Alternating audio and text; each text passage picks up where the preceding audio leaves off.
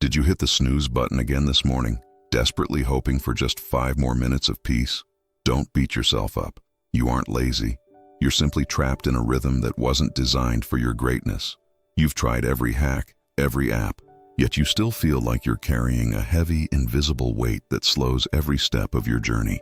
What if I told you that working harder is the exact reason you're failing to reach your destiny? There is a counterintuitive, divine law that turns a single cold hour into a life-changing fortune, a secret weapon used by the few to outpace their circumstances while the rest of the world is dreaming. This hidden math can literally hand you 45 extra days of conscious life every single year.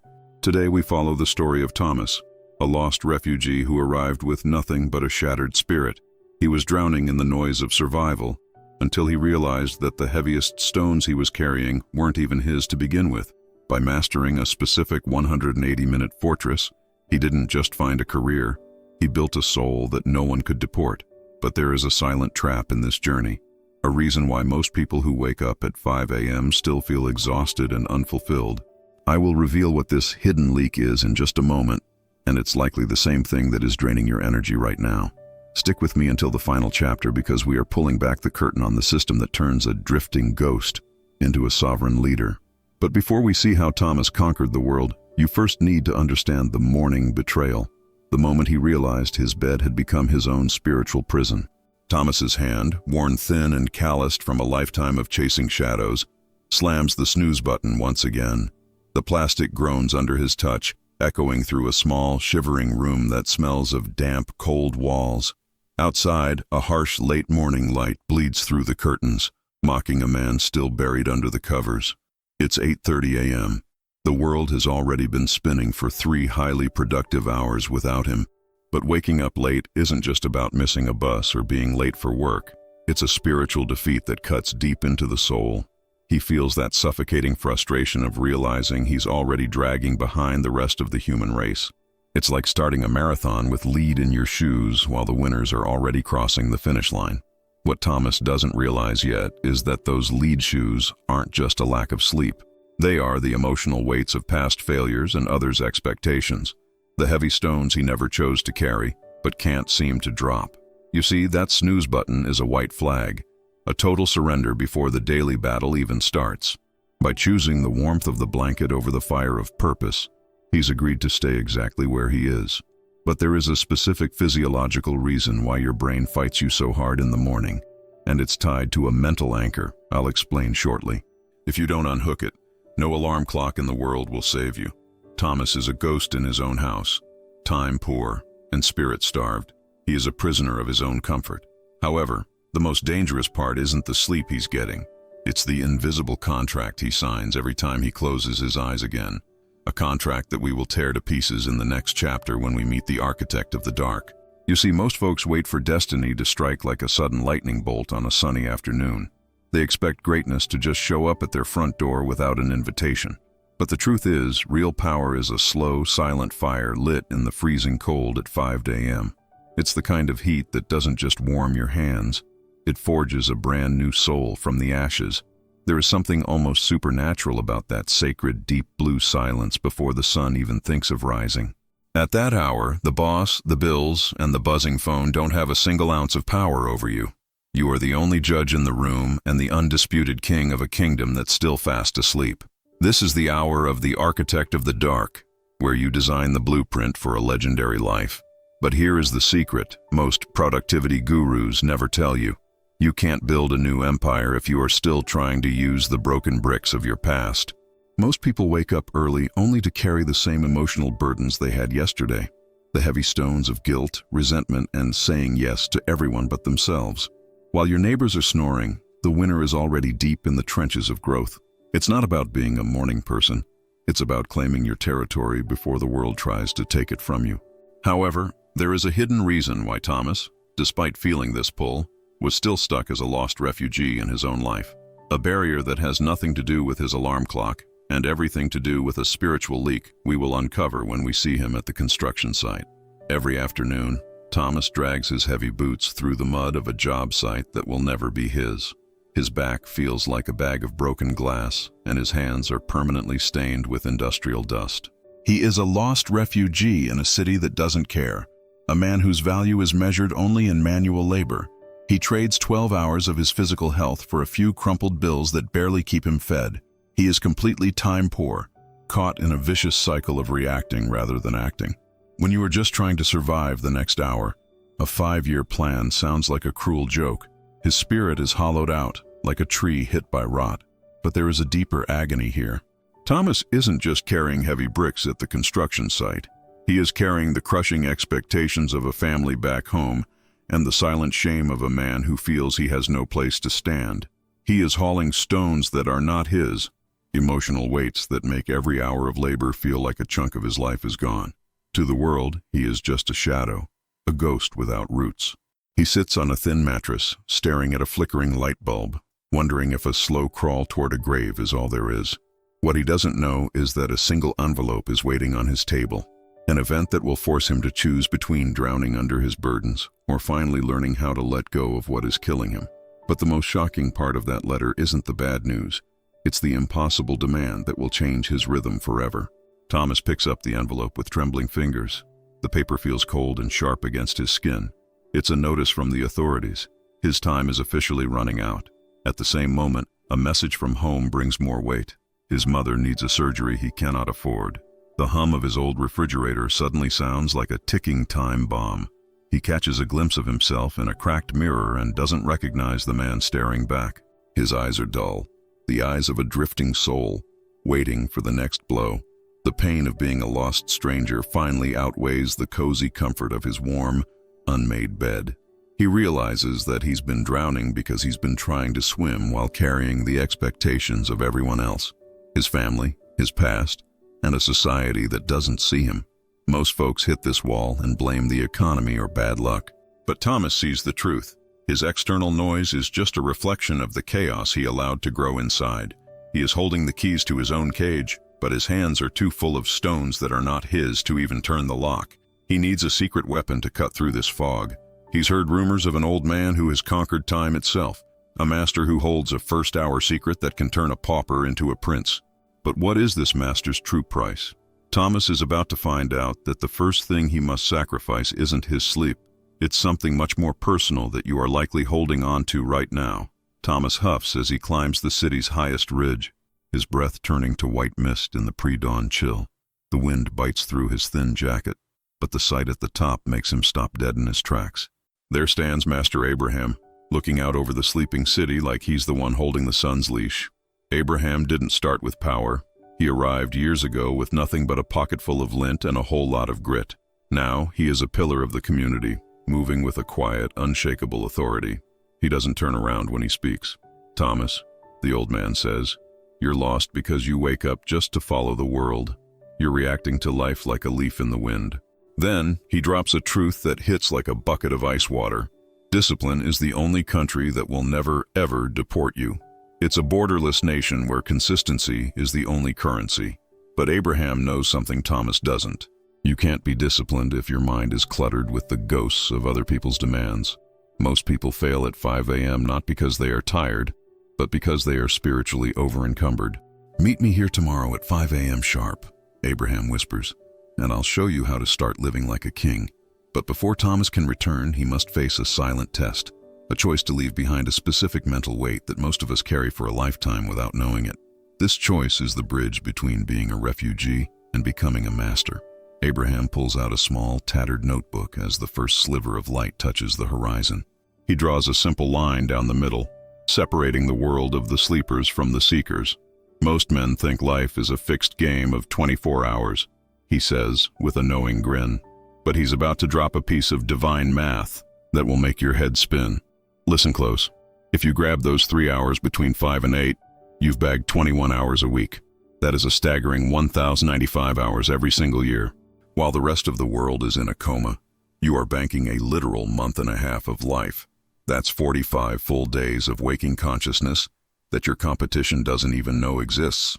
In 45 days, you could master a new language, a technical trade, or a complex skill that doubles your pay. You are stretching the fabric of time to fit your own big ambitions. But here's the ghost math that ruins most people. What good is 45 extra days if you spend them overthinking other people's problems? Most seekers gain the time but stay spirit-starved because they haven't learned how to stop hauling everyone else's stones. The refugee becomes a specialist by the sheer logic of his schedule, but knowing the math is easy. Building the actual fortress to protect that time from the emotional thieves in your life is the real war.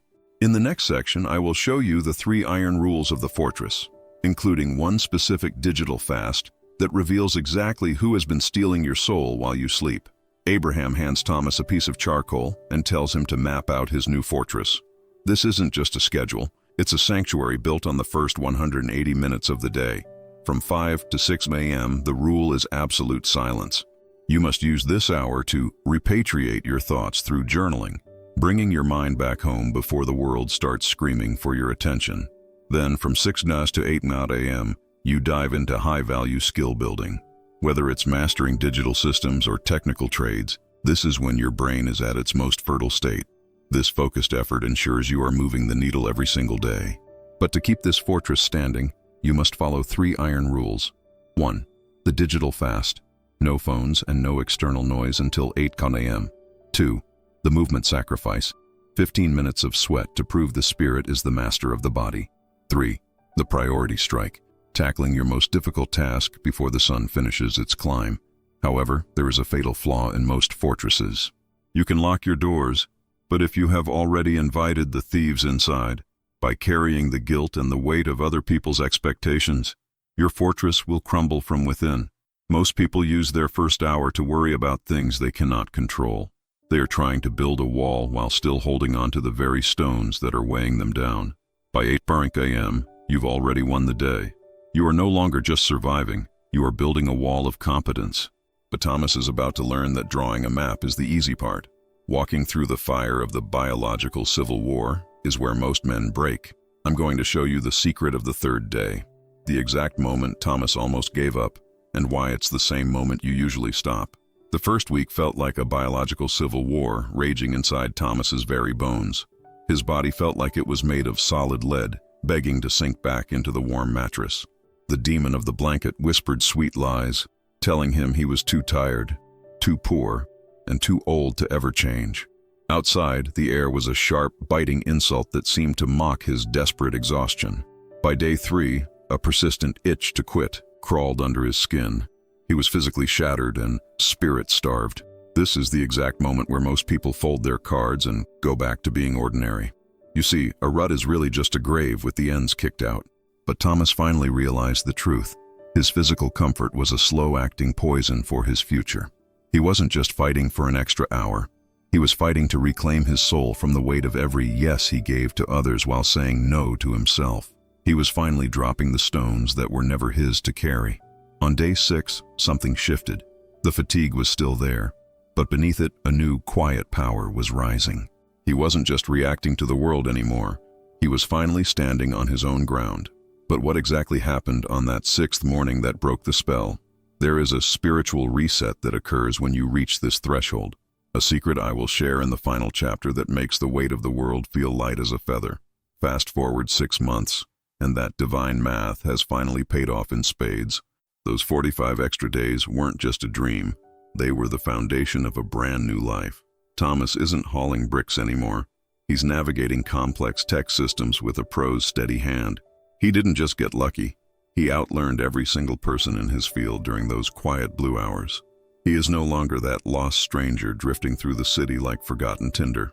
He has become a sought-after specialist who knows exactly what he is worth. People look at him differently now. They see a man who moves with grit and clear vision. He stands in a sun-drenched office, signing a lease for a home with room for his whole family. But the financial boost is just a shadow of the internal state he built. His bank account is healthy because his mind was forged in that early morning fire, where he finally learned to drop the stones that were draining his spirit. He looks in the mirror and sees a sovereign citizen where there used to be a ghost.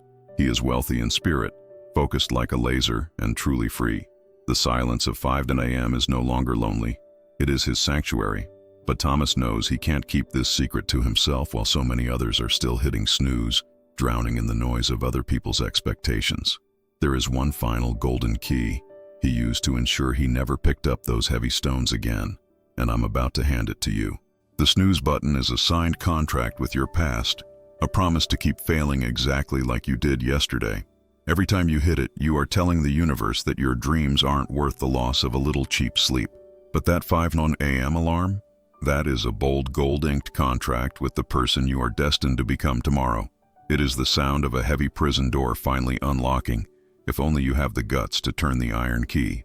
We are looking for the seekers who are tired of living on the scraps of time left over by a busy world. Think about those 45 extra days of life waiting for you in the cold, blue silence of the early dawn. You don't have to stay a lost refugee in a life that is constantly moving and winning without your permission. You can choose to be the architect of your own destiny, building your kingdom while the noise is still quiet. But here is the final truth. You cannot build a kingdom if you are still guarding a graveyard. Most people try to start this journey while still clinging to the stones of past guilt, the weight of people-pleasing, and the emotional burdens that belong to others. They wake up early, but their soul is still heavy. If you are ready to make the 5 a.m. sacrifice and reclaim those hidden hours, this is your very first step. Don't just nod your head, put your name on the line and leave a day one in the comments below. Consider it your public signature, a clear signal that the old you is officially gone. But before you type those words, there is a final revelation you must see. Thomas didn't just wake up early. He learned how to empty his hands of what was crushing him. And in the next moment, I will show you exactly how to do the same. Thomas is no longer a ghost, and you don't have to be one either. That extra 45 days a year, that's not a fairy tale. It's a mathematical certainty waiting for you at the edge of your bed. You've seen how a lost stranger became a sovereign king just by claiming the sacred blue silence. But here is the truth that Thomas had to face, and that you must face too. The 5 a.m. alarm only works if you have the strength to get out of bed, and you will never have that strength if you are emotionally exhausted from carrying everyone else's burdens. You can't climb the mountain of your destiny while hauling a sack of stones that don't belong to you. Many of the stories you hear here aren't just stories. They reflect the invisible weight you may be carrying every day. If you're tired of holding pain, responsibility, and guilt that were never yours, I created a specialized method for this exact moment. I call it the weight of stones that are not yours. This ebook is the golden key that Thomas used to repatriate his soul. It's for those who want to finally let go, set firm boundaries, and live with the lightness required to actually win the dawn. But I want to ensure you don't just start, but that you finish this journey. That's why, when you get your copy today, I'm including 2 essential tools.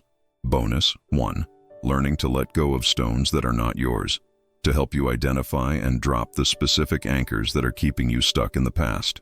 Bonus 2, when saying no is an act of self-love, the practical guide to protecting your 180-minute fortress from the emotional thieves of the world. If you don't choose your rhythm now, the world will surely choose a much harder one for you. Stop signing contracts with your tired past and sign a new one with your bright future.